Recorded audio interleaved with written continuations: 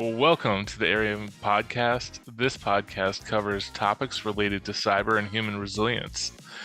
The content is geared towards owners and CEOs of small and medium-sized businesses and also IT and cybersecurity leaders. My name is Art Ocain, and I'm the field CISO at Airiam. Today, we're going to talk about the pros, cons, and differences between ChatGPT and Google Bard. In the recent year, AIs like ChatGPT and Bard have trended into popularity. So, which one should you be using and which one's better? Joining me today is another heavy user of AI, Vivian Lee from our marketing team. Vivian, how are you? Hi, I'm doing good. I'm on Pacific Coast, so it's like pretty early in the morning for me, but gotta do what you gotta do. Thank you for joining this early. So I ask everybody that joins, how do you start your day? So usually I take care of things with the dog and then I jump into meetings or check emails. I don't drink coffee, too much caffeine. I know it's shocking to everyone that I say that to. Um, but I don't drink coffee and I just power through. If I need caffeine, then I have like some tea and that's usually enough to get me through the day. That's amazing. I need to get there. I need to consume a pre-workout level of caffeine constantly. So it's like 1,000 milligrams of caffeine just to make it through the day. So I think it's going to be a full detox at some point here in order to just reset. But then I'll have like a no caffeine hangover for like a week. Oh, that'll be awful. Yep, exactly. So ChatGPT and Bard. I know both of us have talked about it. We both use both. So let's talk about what they are and what they're good at. So any of you who are listening and have used ChatGPT, you probably heard of the large language model concept, and that's really what Bard is also. So they have different training sets and different technologies behind them, but they are really the same kind of mechanism to respond in human language to a question that you have a prompt, and it's using what it knows from its training data to come up with an answer. So both of them really are just AI powered chatbots if you think about them, and they're using machine learning under the covers to answer the questions, but they really pull off a conversational dialogue well with you. So Vivian, I have to ask, which of the two do you actually like better? It's I don't want to say it's a complicated question, but it's very dependent on what you're working on. Because I think a majority of people right now, they're using ChatGPT, and so am I.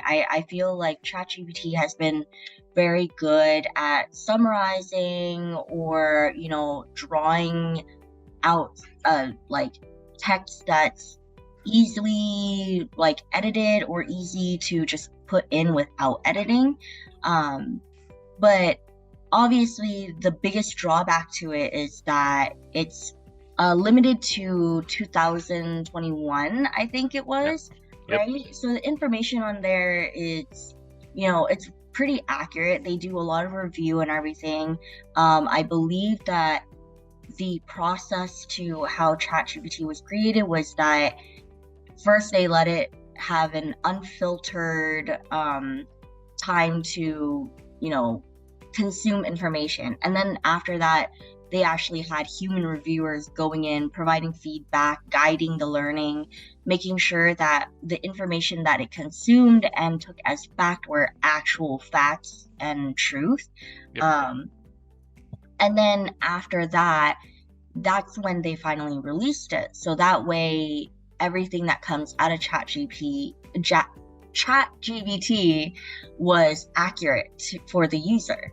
Whereas Bard is really nice because it's connected to the internet. It's part of Google. And so that way, like if you're asking about a current event or you're asking it to analyze an article or something, it can pull it very quickly. The issue is that not everything online is truth. And so you have to also keep that in mind as you're editing and not just take it as fact. Absolutely. There's a lot of fake news out there. There's a lot of opinion. And, you can find a blog article to back up just about any idea you have. If you're writing your own blog article or paper or podcast, you can really back it up with evidence from the internet of supporting anything now. So there is a lot of information to sort out what's really valid and what's not. That unfiltered information, that data set, that large data that really was used as training data, the effort that they had to go through in order to find, the bad data and put it out, like it's just a lot of work in order to take that out.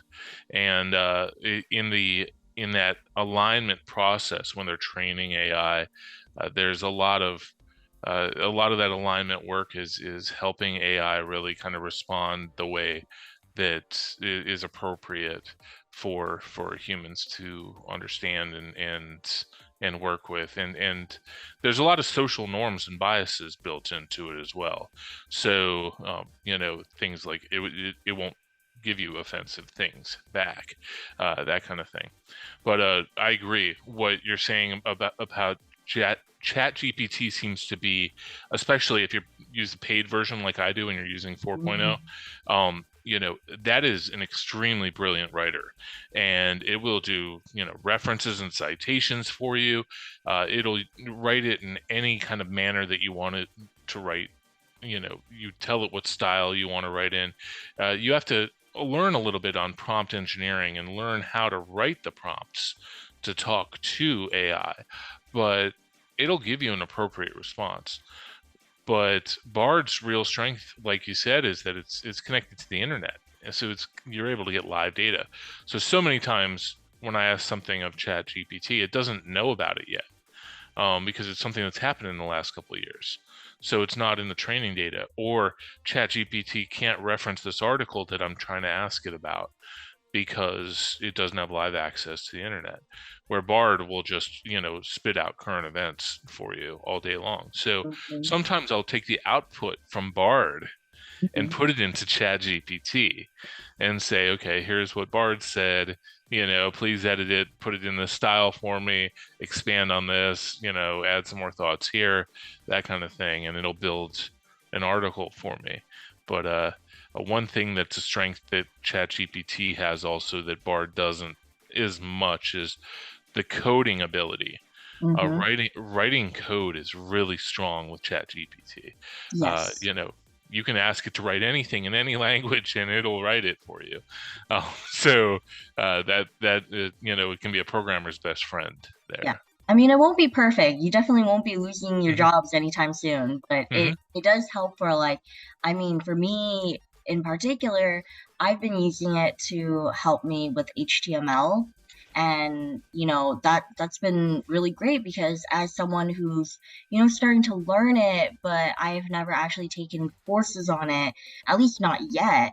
It's a great way for me to look at it, see the different types of HTML code that can come out, and then input it and test to see which ones work, which ones don't work. And then you can even ask a ChatGPT, like specifically, what should I be changing to adjust the width, to adjust the color, or simple things like that. And it will give you a pretty detailed explanation as well as edit it for you. Now, on the marketing side, I know you're probably using it for content creation also, probably, writing ad copy or writing marketing copy, things like that. Have you experimented using it with graphics at all? So either DALL-E, which is an open AI, it's based on the same engine that ChatGPT is, or Midjourney. Have you played with those yet? I've played with a little bit. Most of my AI generated art stuff or graphic design have come from either like playing with Shutterstock or Adobe just released their like AI in Photoshop. Oh my And God. that's been very, very like interesting. It's pretty strong, but obviously it's still a beta, right? Like it's Mhm. still being tested. And I've definitely seen some bugs here or there where like I'll input that I want like a blue checkered dress, and then Mhm. it'll give me a blue dress, but it Mhm. might not be checkered, or even something as simple as like I'm trying to, you know, hide this specific, section of hair or whatever, right? And then I'll like there's the fun thing about the generative fill in Photoshop is that you can either input exactly what you want, or you can just hit generate with an empty text box, and it will assume what you want, which is really great for like if I'm trying to like edit a photo of myself like this, right? And I'm trying to only cut out like the shape of my head and my shoulders. It'll do a pretty good job about that. But Mhm. once it gets to more particular things like, oh, I have like strands of hair that like, are sticking out and I want to keep that look, it has a much harder time like extracting Gotcha. those out. And I mean, that also has to do with like pixels and what the computer actually knows about it. If you're getting really specific about what you want to do as an artist or a graphic designer, it might not have been trained in that yet. So there are still drawbacks to it. Right, right, exactly. And I think all these have their faults. And but yeah, I saw someone online using the Adobe one generative fill to they really cut out the backdrop, which was like a New York City or an urban Yeah. type off of a balcony. They were taking a picture where the city was behind them, and they replaced it with like an Italian villa, and it did it perfectly, and I was like, oh my gosh. So but yeah, you're not going to win every time with any of these. So I think one of the skill sets as we go forward, people are just going to have to learn how to drive AI. Like your secret superpower, obviously you're not going to be replaced by AI, but in the workforce you're going to have to learn how to drive it. Yeah. So yeah.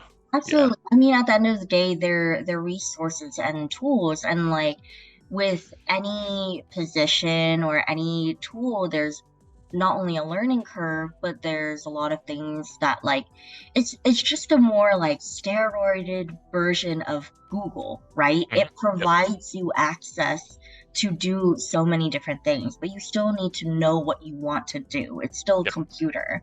And it's been really interesting to see how AI has pushed like things in travel or in language apps, in like we mentioned coding and development. Like Mhm. I think those have been really cool because now people are like, implementing ChatGPT and Bard into their websites, and Mhm. you can see like one thing that has been really fun for me is I love planning, and I Mhm. love like planning for travel. Mhm. And apparently now on some websites they have ChatGPT installed where it will plan your entire trip down to like you're going to be in this area. You should check out this museum from like this time to this time, and then you'll still have time to walk to the next destination and do this and this. And that's something that like, people were paid to do, like travel agents, right?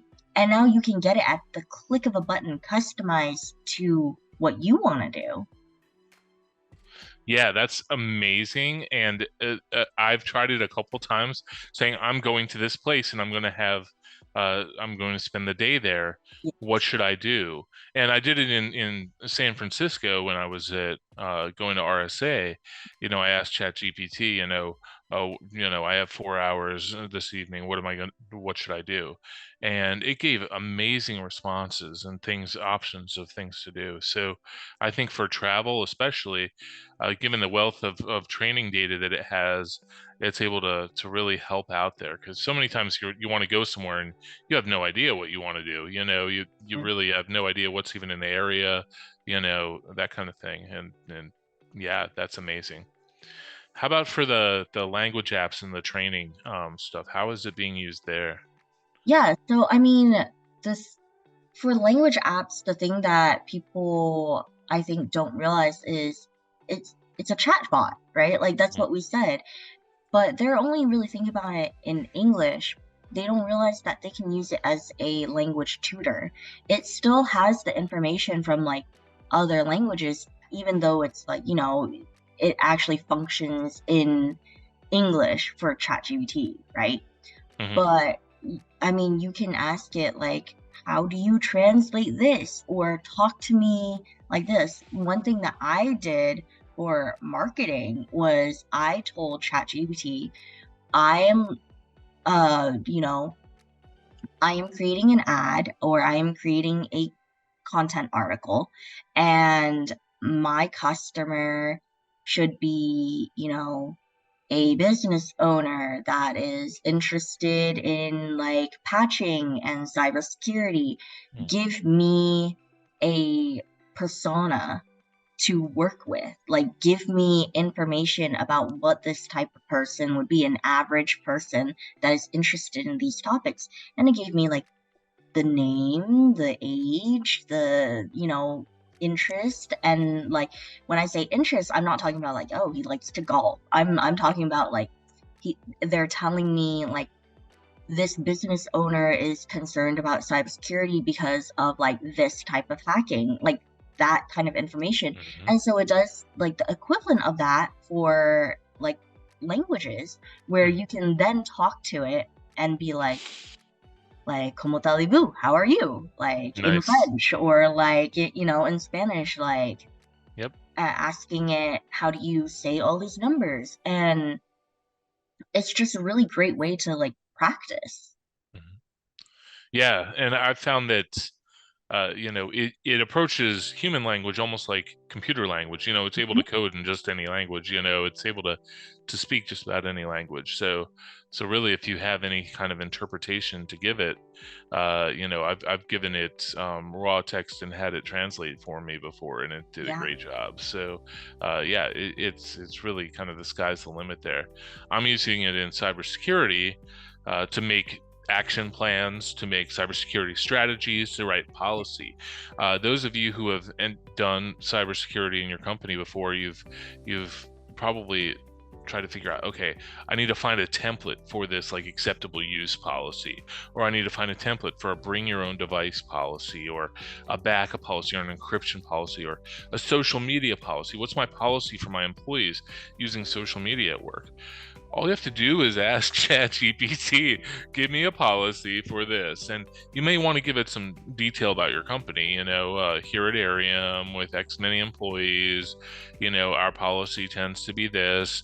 Can you write a policy, cybersecurity policy for our cybersecurity strategy manual and stuff like that? And it will write a thorough policy for you. You can edit it and tweak it as you wish, and put in your details, but it writes a great policy. When those of us who are on the technical side are actually using, cybersecurity tools to search for an attacker, we have to write queries, and sometimes those can be complex to do.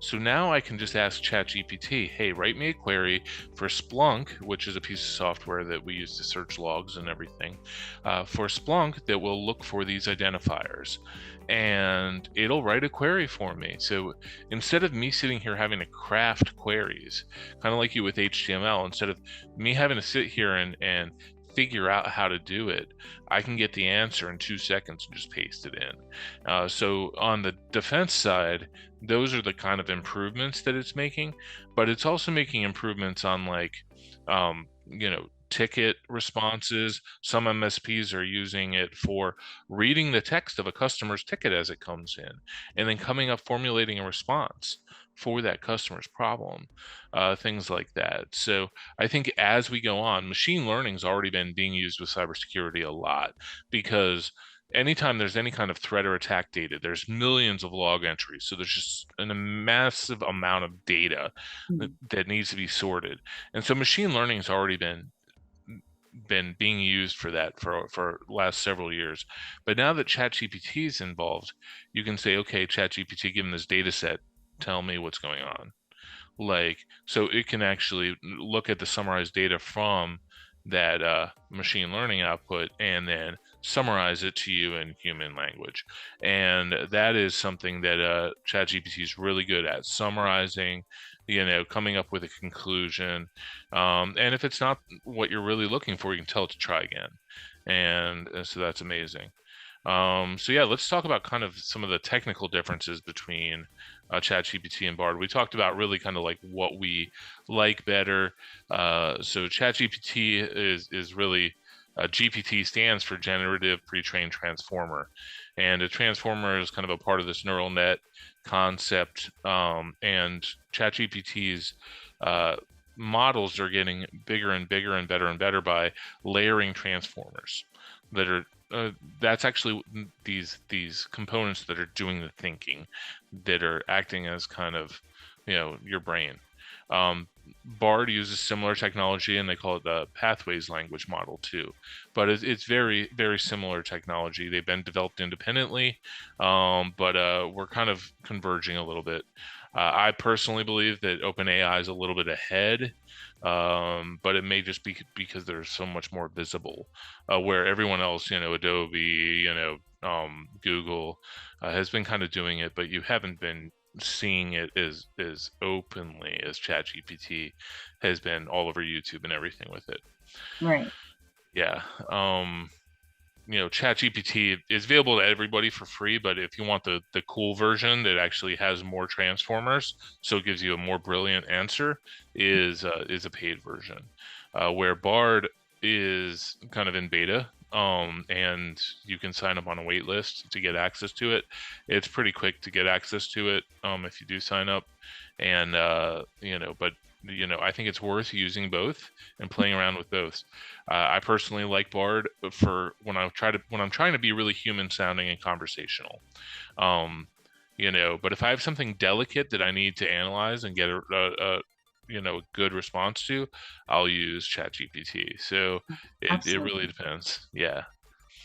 We already talked about kind of the data differences, that Bard is talking to real-time data and ChatGPT is 2021 data set. But one of the cool things is that ChatGPT knows what AI sounds like. ChatGPT knows what human language sounds like and what AI sounds like. So you can tell ChatGPT, write this as a human would write it. This should not be distinguishable as AI. And it'll write text for you that then you can put in a AI detector later, and it will not detect that it's AI. Yeah. So that's amazing. I mean, it's definitely getting real smart about it. Mm-hmm. Yeah, I think the other really cool thing that I know people in education were kind of concerned about is like plagiarism, because you could very easily just be like, write me this, and then not actually write anything at all. But based on the work that I've been doing, and also just knowing ChatGPT has a built-in plagiarism checker too, it's still kind of obvious if you're writing a paper through ChatGPT or Bard. Like, you still have to do like work on it. You still have to like write, right? Quote unquote, write it. It definitely spits out, specifically for ChatGPT, it'll spit out like the same like intro or like the same like words. Like, I think one phrase that keeps coming up is in the evolution of like technology today. Like, that's a phrase that constantly comes up when I ask it certain questions or ask it to like summarize a paragraph for me. And of course, I'm using the free version too, right? So I'm not actually like really using a lot of like the transformers, right? I'm not like really deep into there, but it's still something where like, the average student, you can kind of tell when they're just spitting something out. Yeah. And those of you who are trying to use it to make like term papers, be aware that it'll lie on its references. It'll give you your bibliography at the end, or your citations or your references, and give you articles that don't exist. I've experienced that. So, that brings to mind what you said, that when when you use it to generate content, you actually do need to read it and check through it and make sure, because if I'm using it to write an article or something, if it writes 2 pages of copy, I really do need to check it and then modify it and then verify what is written, because it may, you know the way ChatGPT and Bard work is they learn. So ChatGPT may think this is the answer based on its training data. It may not be right. Yeah. So, it needs to be validated. Let's get into like some of the pros and cons in general about them. Like, I know there are a lot of people that are kind of scared of like, oh, the computers are gonna take over. But I Mm-hmm. think like we've kind of covered enough that, in terms of like the cons, there's quality concerns, plagiarism, they don't really, it's not exactly creative. It's Mm-hmm. spitting out the creativity, quote unquote creativity, that other people have put out before, right? Yes. Yeah. Um, so like in terms of the cons, like those are really big ones. Mm-hmm. And like human editing, it doesn't actually generate any new ideas. Right. And so like I think those are like the big cons, but in terms of like the pros, I think you can see that the most in like cybersecurity in terms of like how it like is scalable and it's Yeah. efficient. Yeah. Yeah. I think that on the pros side, it is allowing us to, uh, it's a tool, right? So it's allowing us to do a lot of work very quickly. It's allowing us to come up with answers to problems, in seconds, rather than us having to draft something, that might take all day to do. So it's improving our productivity. It's making our team more efficient and scalable.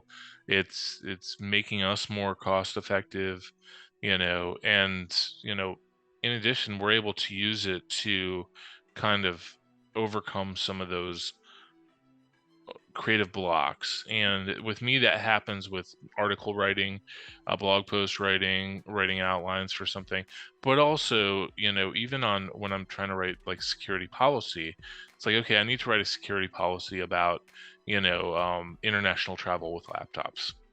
Um, where should I start? I don't have a starting spot. I don't have a reference point to start this policy from. Let me start with ChatGPT's output and then build from there. Mhm. And that allows me to instead of sitting there like banging my head and searching the internet and trying to find examples, it gets me started right away. So I know from your side it probably helps with SEO. Does it understand SEO?